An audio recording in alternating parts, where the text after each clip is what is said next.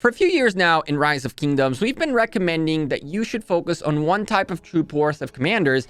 That way you do better and you optimize your gameplay. In this video, it's time to revisit this subject in 2021 and whether or not it is worth it for you to focus on one type of troop, one type of commanders, or is it time to start diversifying a little bit? So sit back, slap a like on the video, and let's go.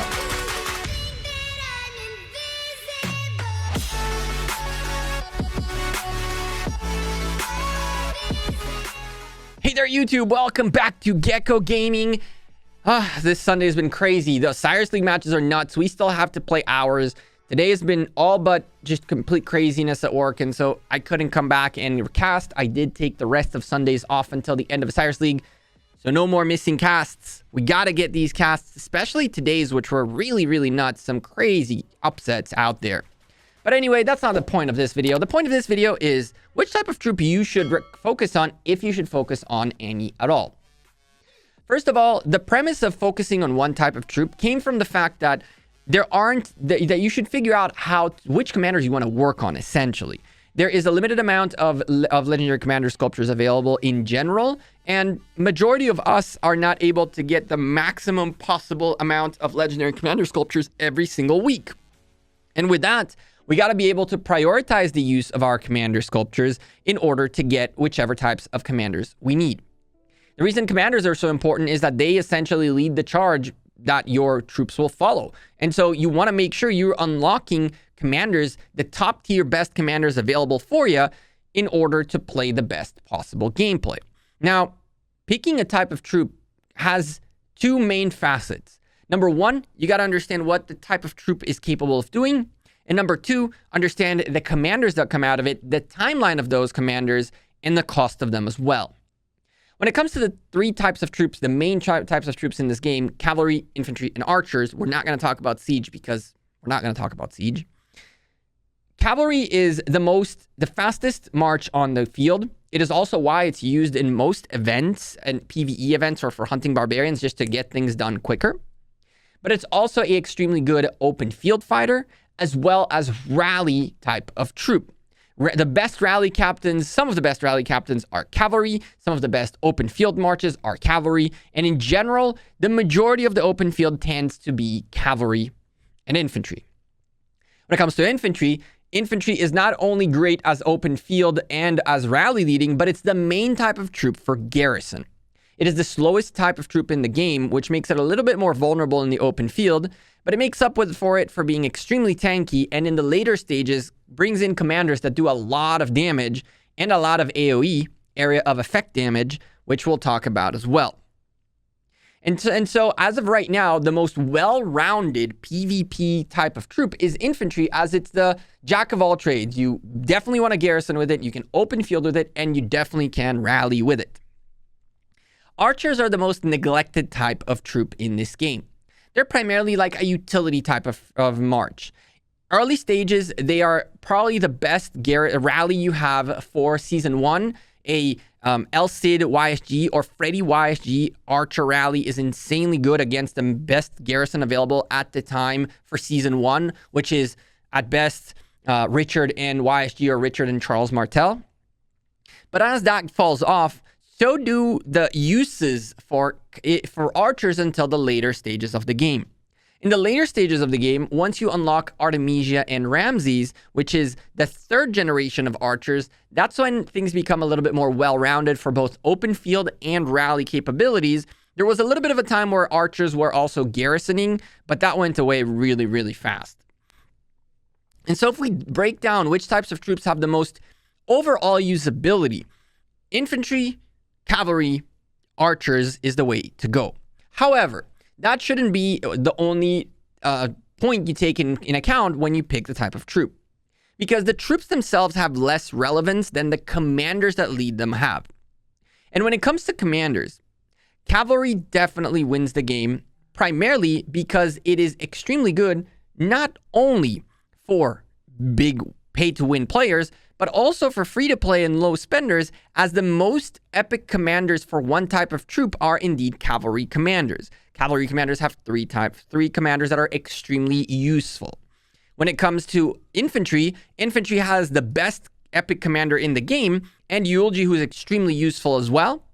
And archers, yet again, fall off with two fairly subpar epic commanders that do have some usability in the game in general, but you don't see them that much at all.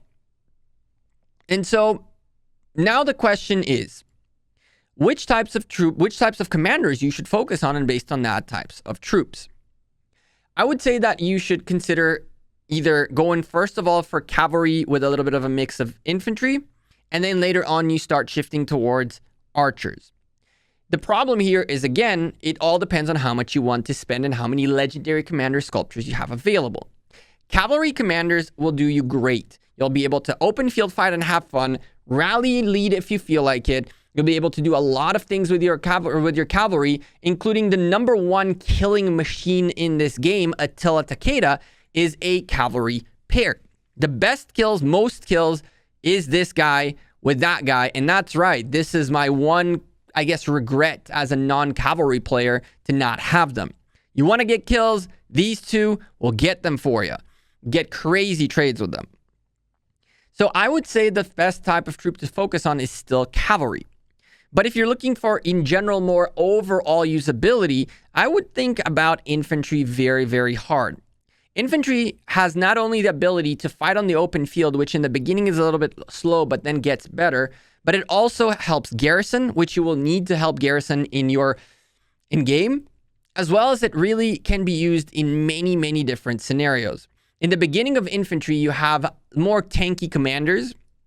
From then, you get a little bit of damage dealers and still another garrison commander. Both of these together can cause a huge, huge, huge change in the game. A great garrison lead with Charles Martel and a great damage dealer with Richard. You're now changing your marches into more damage dealers.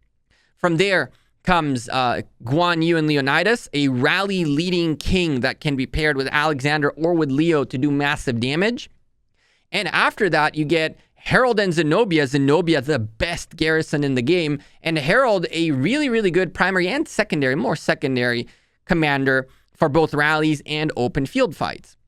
So for most well-rounded types of commanders, I would say infantry definitely takes the cake in this department. Archers, finally, archers have a little bit of a problem because in the early stage, El Cid and YSG are really not that overwhelming. And the second generation archer commanders, Edward and Tamaris, are not that impressive. Edward is really good when he comes out and then he falls off very fast.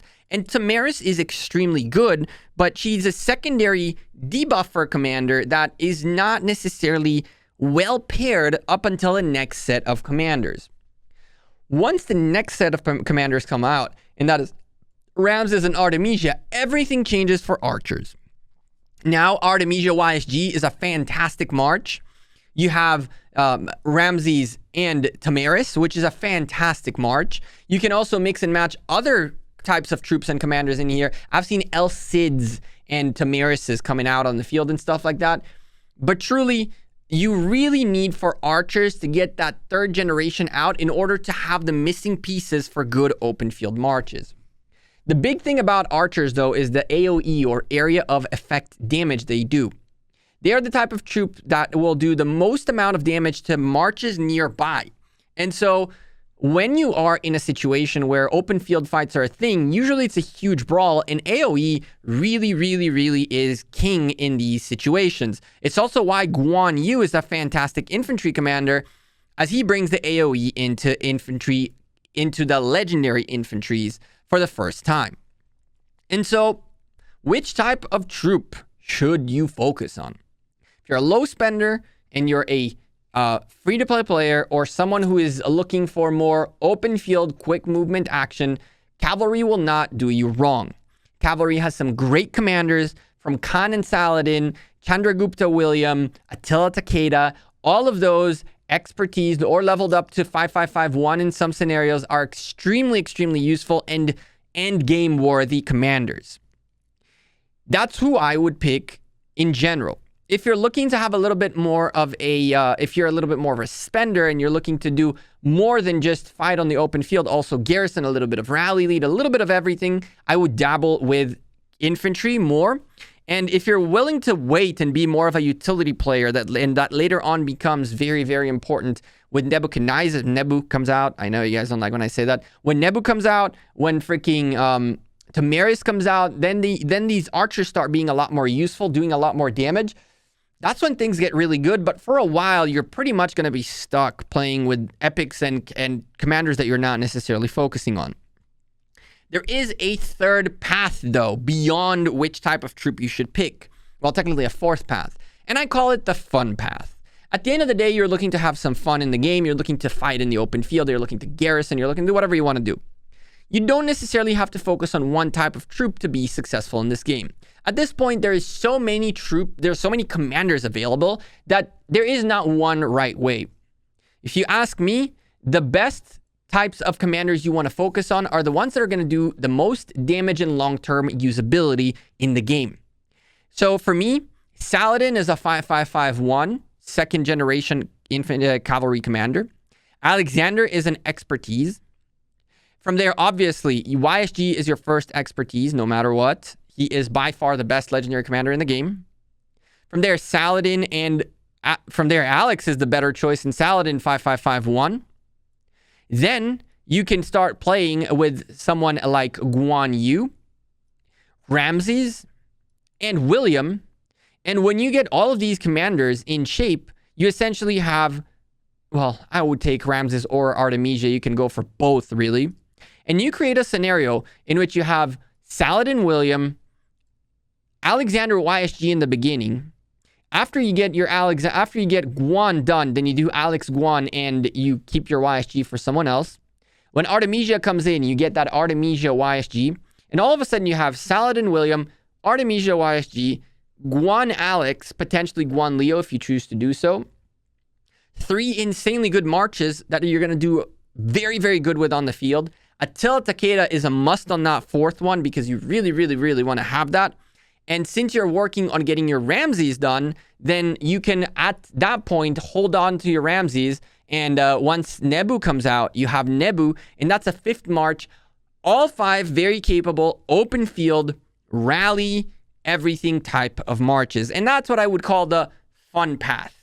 At the end of the day, you don't necessarily have to focus on one type of troop, but the recommendation still remains cavalry, even with the way the Wheel of Fortune and Mightiest Governor have changed. Remember that now every 2 weeks, we're going to switch the types of troops. So waiting for cavalry is not going to be anymore 4 Mightiest Governors of cavalry, and then you get 8 of them to save for the next one. Now you're doing 1, and you're going to have to wait 3 more or 6 more weeks to get the next one, and then the next one. And so things are going to come very slow. Consider working on multiple types of commanders at the same time, which technically isn't recommended.